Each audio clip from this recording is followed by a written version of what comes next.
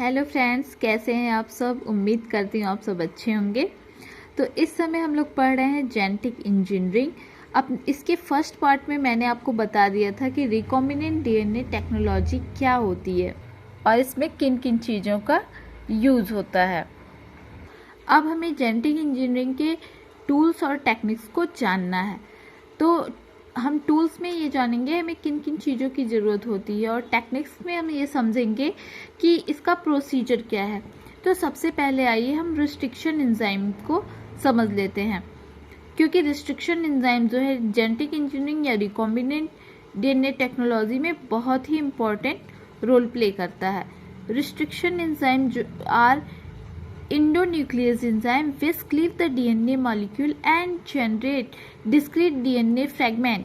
जैसा कि आप इस डायग्राम में देख सकते हैं, ये डीएनए है और ये जीनोम है।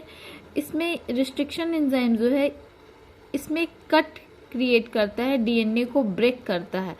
रिस्ट्रिक्शन एंजाइम की सहायता से आप देख सकते हैं यहाँ इतने पार्ट को काट करके अलग कर दिया गया है, ले लिया गया है।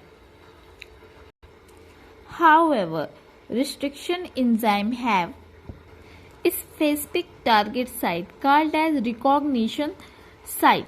आप इस डायग्राम में देख सकते हैं कि ये जैसे रिस्ट्रिक्शन एंजाइम है तो ये स्पेसिफिक टारगेट साइट होती है जहाँ पे ये काम करता है, जिसे रिकॉग्निशन साइट कह सकते हैं। आप इस डायग्राम में देख सकते हैं, ये है recognition site. These site contain specific sequence of bases। और ये जो साइट होती है, रिकॉग्निशन साइट होती है, वहाँ पे बेस जो होते हैं उनका एक स्पेसिफिक सीक्वेंस होता है, जैसे आर्जिनिन, थाइमिन, एडेनिन, ये सब जो बेसिस होते हैं रिकॉग्निशन साइट पे स्पेसिफिक मैनर में स्पेसिफिक सीक्वेंस में अरेंज होते हैं। These restriction enzyme cleave the DNA double helix either within the recognition site और नियर द रिकॉग्निशन साइट। और ये जो रिस्ट्रिक्शन एंजाइम होता है ये डीएनए डबल हेलिक्स को या तो रिकॉग्निशन साइट के अंदर कट करता है या उसके पास कट करता है। जैसा कि आप इस डायग्राम में देख सकते हैं, ये एक डीएनए है और ये रिस्ट्रिक्शन एंजाइम जो है ये रिकॉग्निशन साइट के या तो अंदर कट करेगा या तो इसके पास कट करता है डीएनए पे। ये अब ये हम जान चुके हैं कि रिस्ट्रिक्शन एंजाइम का काम क्या है और वो कैसे कट करता है, कहाँ कट करता है, ये हमने समझ लिया है। अब जान लेते हैं कि सबसे पहले रिस्ट्रिक्शन एंजाइम को किसने नोटिस किया था और किसने इसे सबसे पहले आइसोलेट और आइडेंटिफाइड किया था। तो restriction enzyme were first notice by W Arber. इसको नोटिस सबसे पहले डब्ल्यू अर्बर ने किया था। However the first restriction enzyme was isolated and identified by Meselson and Yuan. तो लेकिन इसको सबसे पहले आइसोलेट किसने किया था और आइडेंटिफाई किसने किया था, वो थे मेसेल्सन एंड युआन। अब आइए हम लोग इसके टाइप्स के बारे में जान लेते हैं कि रिस्ट्रिक्शन एंजाइम कितने तरह के होते हैं। There are 3 types of restriction enzyme which are as follows. तो अब आइए इन तीनों टाइप के रिकॉग्निशन एंजाइम को समझ लेते हैं हम। अब हमने ये तो जान लिया कि रिस्ट्रिक्शन एंजाइम 3 तरह के होते हैं, तो आइए उनकी विशेषताओं को भी जान लेते हैं। Type 1 restriction enzyme. This type of restriction enzyme was first isolated and identified by Meselson and Yon from E. coli। तो सबसे पहले E. coli की सेल से Meselson and Yon ने restriction enzyme को अलग किया था। Such enzyme do not have any clear-cut recognition site। They introduce a cut on DNA double helix after traveling 1 kilobase to 5 kb। तो ये जो एंजाइम होता है टाइप फर्स्ट रिस्ट्रिक्शन एंजाइम जो होता है, इसका कोई क्लियर कट रिकॉग्निशन साइट नहीं होता है कि डीएनए पे कहाँ कट करना है, कोई स्पेसिफिक रिकॉग्निशन साइट नहीं होता है। वो जब 1 kb टू 5 kb, अब 1 kb क्या होता है, 1 kb इक्वल टू 1000 बेसिस के बराबर होता है 1 kb। तो जब ये डीएनए डबल हेलिक्स पे 1 kb टू 5 kb यानी 1000 किलो बेस से 5000 किलो बेस तक ट्रेवल कर लेते हैं, 1000 बेस से 5000 बेस तक जब ये ट्रेवल करते हैं, उसके बाद ये डीएनए डबल हेलिक्स में कट इंट्रोड्यूस करते हैं। This enzyme requires magnesium ion S adenosyl methionine और एंड एटीपी, और इनको अपना काम करने के लिए मैग्नीशियम आयन की, एस एडिनोसिल मिथ्योनिन की और एटीपी की जरूरत होती है। Such enzymes are not very useful in और DNA technology as they cleave DNA at random site. अब जैसा कि ये एंजाइम रैंडम साइट पे कट करते हैं, स्पेसिफिक साइट नहीं होती इनकी, सही जगह पे नहीं कट करते हैं, इसलिए रिकॉम्बिनेंट डीएनए टेक्नोलॉजी के लिए ये काफ़ी हेल्पफुल नहीं होते हैं।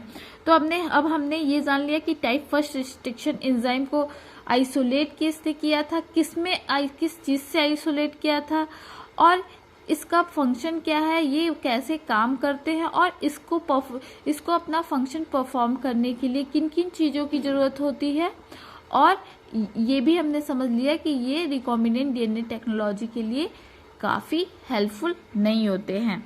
अब आइए हम टाइप 2 रिस्ट्रिक्शन एंजाइम के बारे में जान लेते हैं कि टाइप 2 रिस्ट्रिक्शन एंजाइम क्या होता है।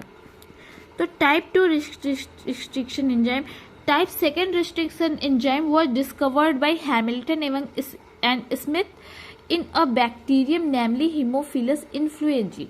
अब टाइप 2 रिस्ट्रिक्शन एंजाइम को सबसे पहले हैमिल्टन और स्मिथ ने हीमोफिलस इन्फ्लुएंजी नामक बैक्टीरिया में ढूंढा था। This type of enzyme has a specific recognition site which is 4 to 7 basis long. अब जो टाइप 2 रिस्ट्रिक्शन एंजाइम होंगे उनमें स्पेसिफिक रिकॉग्निशन साइट होगा, जैसे कि हमने टाइप फर्स्ट में जाना था कि कोई स्पेसिफिक रिकॉग्निशन साइट नहीं होता है, लेकिन टाइप 2 रिस्ट्रिक्शन एंजाइम में स्पेसिफिक रिकॉग्निशन साइट होता है जो 4 से 7 बेस लॉन्ग होता है। Such enzyme cleave the DNA double helix either within the recognition site और नियर द रिकॉग्निशन साइट। मान लीजिए ये रिकॉग्निशन साइट है, तो या तो ये इसके अंदर कट करेंगे या तो इसके आसपास कट क्रिएट करेंगे। Therefore, they produces as discrete and well-defined fragment of DNA। अब जब ये सही जगह पे या तो उसके अंदर या बगल में कट कर रहे हैं, तो हमें सही डीएनए फ्रेगमेंट, हमें रिकॉम्बिनेंट टेक्नोलॉजी डीएनए टेक्नोलॉजी में जिस तरह के फ्रेगमेंट की जरूरत होती है उस तरह का फ्रेगमेंट हमें मिल जाता है। They requires magnesium ions, they do not use S adenosyl methionine and ATP. और जो टाइप 2 रिस्ट्रिक्शन एंजाइम होते हैं उनको अपना फंक्शन परफॉर्म करने के लिए केवल मैग्नीशियम आयन की जरूरत होती है, एस एडिनोसिल मिथ्योनिन और एटीपी की जरूरत नहीं होती। जैसा कि हमने टाइप फर्स्ट रिस्ट्रिक्शन एंजाइम में जाना था कि इन तीनों की जरूरत पड़ती है, लेकिन टाइप 2 में सिर्फ मैग्नीशियम आयन की जरूरत पड़ती है। टाइप 2 रिस्ट्रिक्शन एंजाइम और वेरी यूजफुल इन रिकॉम्बिनेंट डीएनए टेक्नोलॉजी। तो ये टाइप 2 जो रिस्ट्रिक्शन एंजाइम होता है ये रिकॉम्बिनेंट डीएनए टेक्नोलॉजी में, जेनेटिक इंजीनियरिंग में बहुत हेल्पफुल होता है। और होगा भी क्यों नहीं, जब ये सही जगह पे या तो अंदर कट क्रिएट कर रहा है रिकॉग्निशन साइट के या उसके बगल में कट कर रहा है, तो हमें डिजायर्ड डीएनए फ्रेगमेंट मिल जाता है। अब आइए हम टाइप 3 रिस्ट्रिक्शन एंजाइम के बारे में समझ लेंगे। This type of restriction enzyme cleave DNA double helix at specific recognition site. As a result, discrete and well-defined fragment of DNA generated। अब जब ये DNA डबल हेलिक्स को स्पेसिफिक रिकॉग्निशन साइट पे काटेगा, तो जैसा कि हमें जिस तरह के हमें डीएनए फ्रेगमेंट की जरूरत होगी उस तरह का हमें वेल डिफाइंड डीएनए फ्रेगमेंट मिल जाएगा। तो such enzymes are required magnesium ions, however ATP and S-adenosine methionine are also requires partially। तो इसमें भी मैग्नीशियम आयन की और पार्सली जरूरत पड़ जाती है ATP की और S-adenosine methionine की। These enzymes are also very useful in recombinant DNA technology। तो टाइप 3 रिस्ट्रिक्शन एंजाइम जो है वो भी रिकॉम्बिनेंट डीएनए टेक्नोलॉजी के लिए काफ़ी हेल्पफुल होगा। अब अपने नेक्स्ट वीडियो में हम नेमिंग ऑफ रिस्ट्रिक्शन एंजाइम को समझेंगे कि रिस्ट्रिक्शन एंजाइम के नाम कैसे पढ़ते हैं, और रिकॉग्निशन साइट्स को भी समझेंगे कि रिकॉग्निशन साइट क्या होती है।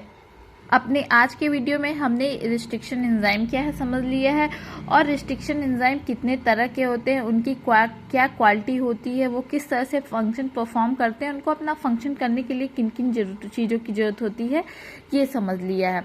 अगर आपको वीडियो अच्छा लगा हो तो वीडियो को लाइक करें, चैनल को सब्सक्राइब करें और वीडियो को ज़्यादा से ज़्यादा शेयर करें। Thank you.